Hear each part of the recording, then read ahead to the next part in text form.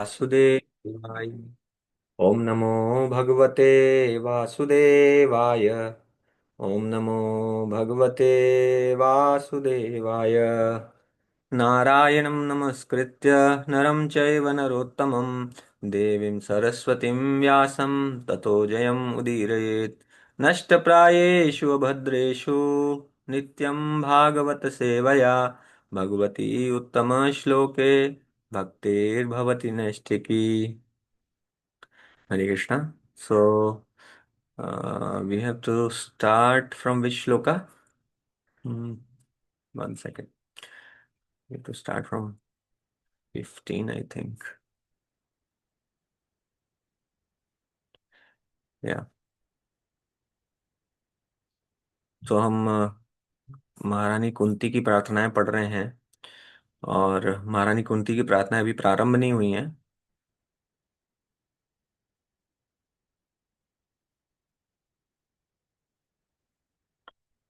लेकिन उससे पहले भगवान ने अपने जो रक्षा का वचन दिया था उस वचन को निभाते हुए भगवान गर्भ की रक्षा कर रहे हैं उत्तरा के। सो श्रीमद् भागवतम 1.8.15। यद्यप्यस्त्रं ब्रह्मशिरस्त्वमोघं चाप्रतिक्रियं वैष्णवं तेज आसाद्य समशाम्यद् भृगुद्वः।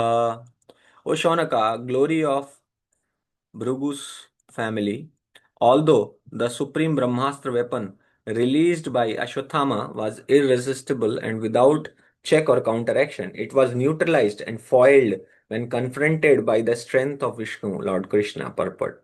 In the Bhagavad Gita, it is said that the Brahma Jyoti or the glowing transcendental effulgence is resting on Lord Sri Krishna. In other words, the glowing effulgence known as Brahma Tejas is nothing but the rays of the Lord, just as the sun rays are rays of the sun disk. So this Brahma weapon also, although materially irresistible, could not surpass the supreme strength of the Lord. The weapon called Brahmastra released by Ashwatthama was neutralized and foiled by Lord Sri Krishna by his own energy. That is to say, he did not wait for any other's help because he is absolute. तो भगवान ने यहाँ पर अपनी जो शक्ति था उसका प्रदर्शन किया। तो ये जो शक्ति भगवान ने दिखाई, ऐसा नहीं है कि बहुत बड़ी शक्ति दिखाई है। भगवान के लिए ब्रह्मास्त्र इज लाइक फायर क्रैकर को बुझाना है जैसे। तो ब्रह्मास्त्र के लिए वो कोई बहुत बड़ी बात नहीं, लेकिन हम मनुष्यों के अंडरस्टैंडिंग में अगर आप सोचेंगे तो ये बहुत बड़ी बात है। क्योंकि हमारे लिए ब्रह्मास्त्र जैसे एटॉमिक वेपन एक बार रिलीज हो गया तो उसको रिट्रीट करना बहुत मुश्किल है। तो भगवान ने यहाँ पर इस अस्त्र को, जो कि मूर्ख अश्वत्थामा ने छोड़ा था, वह अस्त्र उन्होंने निष्फल कर दिया है। श्रीमद् भागवतम 1.8.16। अरविंद प्रभु आप पढ़ेंगे?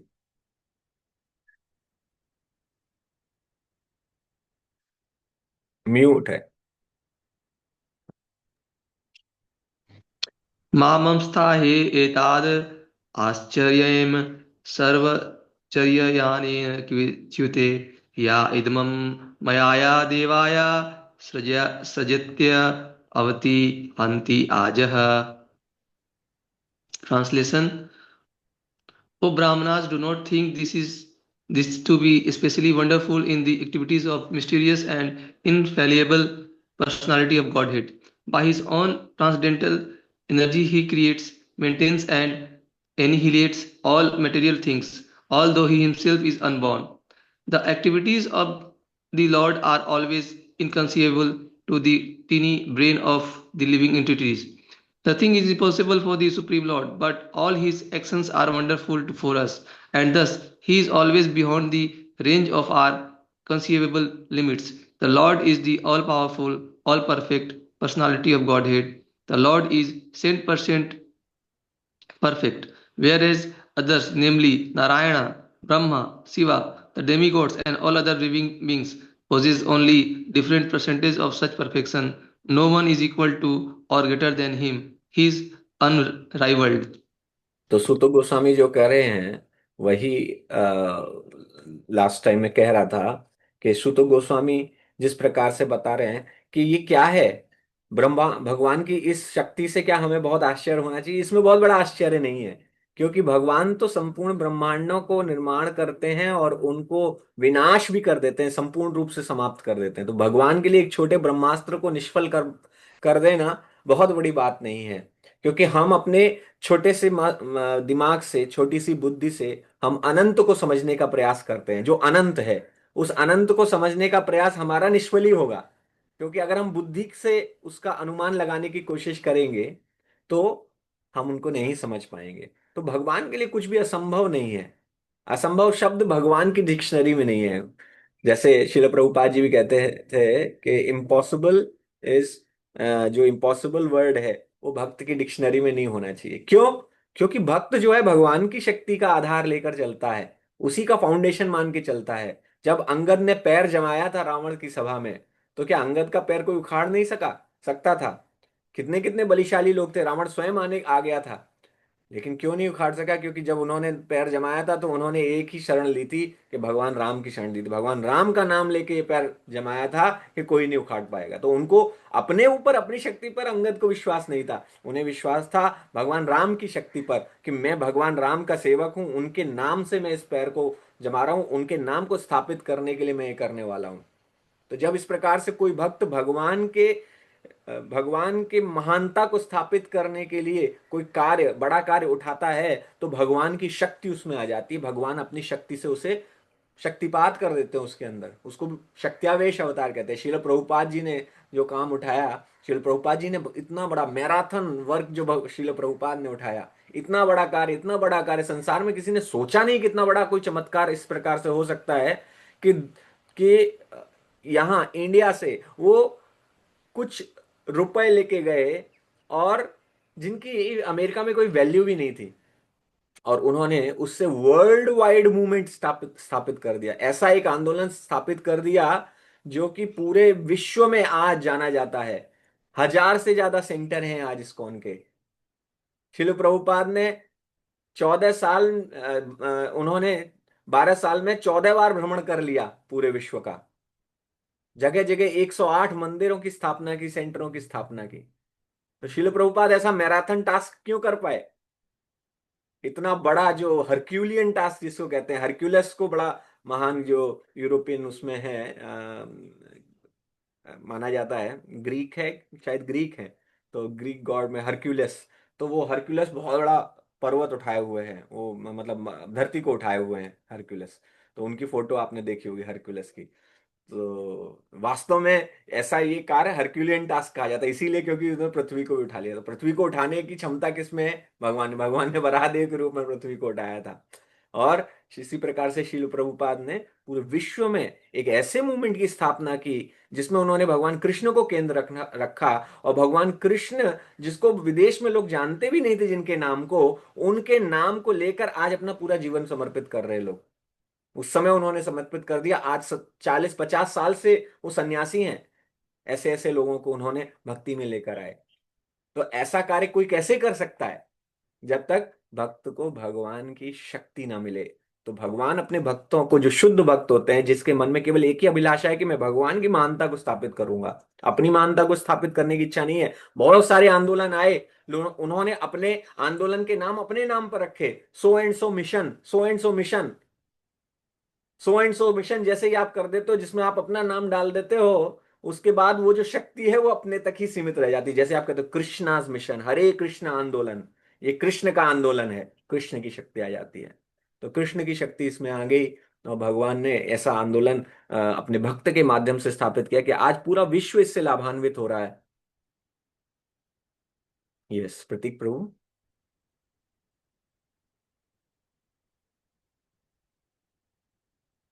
ब्रह्म तेजो विनिर्मुक्तेर आत्मजय सह कृष्णाय प्रायणा अभिमुखम कृष्णम इदम अह पृथक सति। Translation: Thus saved from the radiation of the Brahmastra, Kunti, the chaste devotee of the Lord, and her 5 sons and Draupadi addressed Lord Krishna, and he started for home. Purport: Kunti is described herein as Sati or chaste due to her unalloyed devotion to Lord Shri Krishna. Her mind will now be expressed in the following prayers of Lord Shri Krishna. A chaste devotee of the Lord does not look to others, namely any other living beings or demigod, even for deliverance from danger. That was all along the characteristic of the whole family of the Pandavas. They knew nothing except Krishna, and therefore the Lord was always ready to help them in all respects and in all circumstances. That is the transcendental nature of the Lord. He reciprocates the dependence of the devotee. One should not, therefore, look for help from the imperfect living beings or demigods, but one should look for all help from Lord Krishna, who is competent to save his devotees. Such a chaste devotee also never asks the Lord for help, but the Lord, out of his own accord, is always anxious to render it. तो जो सती जो शब्द है जो उपयोग किया जाता है वैदिक सभ्यता में, वह ऐसी स्त्री के लिए यूज किया जाता है जो अपने पति के प्रति केवल वफादार है ना, पति के प्रति वो सतीत्व तो उसका कहा जाता है। जैसे आपने सुना होगा कि यमराज से भी अपने पति को छीन के ले आई थी, उनको कहते हैं सती सावित्री, यमराज से छीन के ले आई थी। तो यहाँ पर सती की जो परिभाषा है बताएगी, वास्तव में सती वो नहीं है जो अपने पति के प्रति पवित्र है। वास्तव में सती वो है जो भगवान कृष्ण के प्रति प्रति चेष्ट है। क्यों? क्योंकि सबके पति भगवान कृष्ण है। पति का अर्थ क्या है? पति का अर्थ है संस्कृत में स्वामी। तो सबके स्वामी भगवान कृष्ण, और स्वामी एक ही हो सकते हैं, वो है भगवान कृष्ण। मेरे तो गिरधर गोपाल दूसरो न कोय, जाके सिर मोर मुकुट मेरो पति सोय। तो मीराबाई जब ये कहती हैं तो इसका मतलब द वेन द डिवोटी, ऐसा नहीं है कि केवल स्त्री कह सकती है ये शब्द को, इस वाक्य को पुरुष भी कह सकता है, क्योंकि पुरुष भी वास्तव में प्रकृति है। पुरुष तो केवल एक ही है इस पूरे संसार में। एक बार मीराबाई कहते हैं, रूप गोस्वामी और मीराबाई कंटेम्पररी थे, तो रूप गोस्वामी से मिलने के लिए वो मीराबाई गई, और रूप गोस्वामी के उनके सर्वेंट ने पूछा कि मीराबाई ने पूछा कि मुझे गोस्वामी जी से मिलना है। तो वो गए, उन्होंने बताया कि कोई स्त्री आपसे मिलने आई है, मीराबाई है। तो उन्होंने कहा कि उनसे कह दो कि मैं स्त्री से नहीं मिलता। तो रूप गोस्वामी ने उत्तर भिजवाया कि मैं स्त्री से नहीं मिलता, इन्होंने बता दिया। तो उन्होंने कहा कि अच्छा ठीक है, नहीं मिलते, मैं समझ गई, लेकिन मुझसे बस इतना पूछ लीजिए कि मुझे तो लगता था कि वृंदावन में केवल एक ही पुरुष है, मुझे नहीं पता था कि और भी पुरुष हैं यहाँ पर। तो जैसे ही उन्होंने जाके ये बताया तो रूप गोस्वामी समझ गए, she is not some ordinary women, she is great devotee of the lord. तो इमीडिएटली ही came and met her. So like this, जब किसी की कॉन्शियसनेस हो जाती है कि मैं अ, भगवान का भक्त हूँ, भगवान की प्रकृति हूँ, भगवान की सेवा के लिए बना हूँ, तो जब इस प्रकार से हम सोचने लगते हैं कि मुझे भगवान की सेवा करनी है, उसी में मुझे जो भी तलाशना है आनंद वहीं तलाशना है, क्योंकि वही है असली आनंद, और कहीं आपको आनंद मिलेगा नहीं। और कहीं आप ढूंढने जाएंगे तो आप फ्रस्ट्रेट होंगे केवल। ये कल मैं जब भागवतम का लेक्चर दे रहा था, आप लोग कल वाला लेक्चर सुनिएगा, जो यूट्यूब पे भी इस्कॉन न्यू टाउन कोलकाता गया है, तो भागवतम क्लास में मैं यही बता रहा था कि किस प्रकार से आप इस संसार में जब भी प्रेम की आशा करेंगे, सुख की आशा करेंगे, फ्रस्ट्रेट होंगे, लेकिन जब आप भगवान से जुड़ जाएंगे, उनसे प्रेम की आशा करेंगे और उनसे सुख की आशा करेंगे, वो आपको अनंत मात्रा में प्रेम दे सकते हैं, और कोई जीवात्मा इस संसार में नहीं दे सकती। तो और जो दूसरी चीज यहाँ पर बताई है कि हमें किसी भी परिस्थिति में केवल भगवान कृष्ण पर निर्भर रहना है, किसी देवी देवता के पास जाने की आवश्यकता नहीं है। हम उनका रेस्पेक्ट करते हैं, आदर करते हैं, क्योंकि भगवान के वो भी शक्त्यावेश अवतार की तरह हैं, क्योंकि भगवान उन्हें शक्ति प्रदान करते हैं बड़े बड़े कार्य करने के लिए। क्या बड़ा कार्य कर रहे हैं? पूरे मटेरियल वर्ल्ड को संभाल रहे हैं। जो देवता हैं जैसे इंद्र हैं, उनका सम्मान करने की आवश्यकता है। इंद्र का अपमान जो है भगवान ने चूर चूर किया था, लेकिन ऐसा नहीं है हमें उनका अपमान करना है, ब्रह्मा जी का हमें अपमान नहीं करना है, हमें किसी भी देवता का अपमान नहीं करना है, हमें उनका आदर करना है। किंतु जब समस्या आती है तो ब्रजवासी किसके पास जाते हैं? भगवान कृष्ण के पास जाते हैं। वो किसी और देवता की शरण में जाते नहीं है, वो सोचते भी नहीं है कि मुझे किसी और देवता की शरण में जाना है। तो जो गोवर्धन वाला जो लीला की थी, तो भगवान ने उनको योग माया में डाल के वो लीला करवाई थी, क्योंकि भगवान संसार को बताना चाहते हैं, इवन यदि मेरे शुद्ध भक्त अगर किसी और देवता पर निर्भर करेंगे तो तो मुझे अच्छा नहीं लगेगा। तो भगवान ने इसीलिए वो पूजा भी चेंज करवाई, तो भगवान ने उनको योग माया में डाला। बट आप देखेंगे अदरवाइज ब्रजवासी जैसे ही इंद्र ने वर्षा शुरू की, तुरंत ही वो भगवान की शरण में आगे कि हमारी रक्षा आप ही कीजिए। तो इस प्रकार से भक्त एक चेष्ट माना जाता है। चेष्ट भक्त मतलब जो किसी भी परिस्थिति में केवल भगवान की शरण लेता है। कृष्ण एक शरणम, कृष्ण ही एक शरण है मेरी, इनके अलावा और कोई नहीं है। Only one person, that conviction should be there that only Krishna will protect. Nobody else can protect also. Actually, nobody has the capacity to protect anyone. Only Krishna has the capacity to protect you out even against your karma. आपके कर्म के विरुद्ध जाकर भी भगवान आपकी रक्षा कर सकते हैं। बाकी देवी देवता आपके कर्मों का फल दे सकते हैं, थोड़ा बहुत रक्षा कर सकते हैं, लेकिन जहां पर प्रारब्ध बहुत बड़ा हो जाता है वहां पर देवी देवताओं के उपाय भी काम नहीं आते हैं। ज्योतिष में मैं तो देखता हूं, किसी भक्त को जैसे पुत्र प्राप्ति का नहीं है तो उनको कितना भी उपाय करवा लो नहीं होता है फिर, तो वो प्रारब्ध, दृढ़ प्रारब्ध है। तो we have to understand, but Krishna is beyond, he is, Krishna ग्रह जो हैं वो सारे ग्रहों पर भारी हैं। तो कृष्ण जब किसी की रक्षा करते हैं तो उसको कोई नहीं मार सकता। राखे कृष्ण मारे के, मारे कृष्ण राखे के। जिसकी रक्षा करने का प्रण भगवान ने लिया हो उसको कौन मार सकता है, और जिसको मारने का प्रण भगवान ने लिया हो उसकी कौन रक्षा कर सकता है। तो ये कन्विक्शन हम हमारे मन में हमेशा रहना चाहिए। अवश्य रक्षिबे कृष्ण इति विश्वासम, भगवान कृष्ण मेरी अवश्य रक्षा करेंगे, ये मुझे विश्वास है, ये होना चाहिए मन में। और भगवान रक्षा किस प्रकार करेंगे वो भगवान का परव्यू है, that we can not understand sometimes. कभी कभी समझ में नहीं आता है कि भगवान ने कैसे रक्षा की इस परिस्थिति में, बट यहां पर आपको साफ साफ दिख रहा है कि भगवान ने तो डायरेक्ट ब्रह्मास्त्र से रक्षा की। तो आगे यहां से कुंती महारानी की प्रेयर से स्टार्ट होंगी। अभी आप देखेंगे कितनी सुंदर प्रार्थनाएं हैं कुंती महारानी की, जो उन्होंने भगवान, इन इन प्रार्थनाओं को भक्त एक्चुअली याद करके रखते हैं, क्योंकि ये प्रार्थनाएं जो हैं हमारे आचार्यों की, हमारे परंपरा की, जैसे कुंती महारानी हमारी परंपरा है, अर्जुन पांडव ये हमारी परंपरा है, हम उनके वंशज हैं।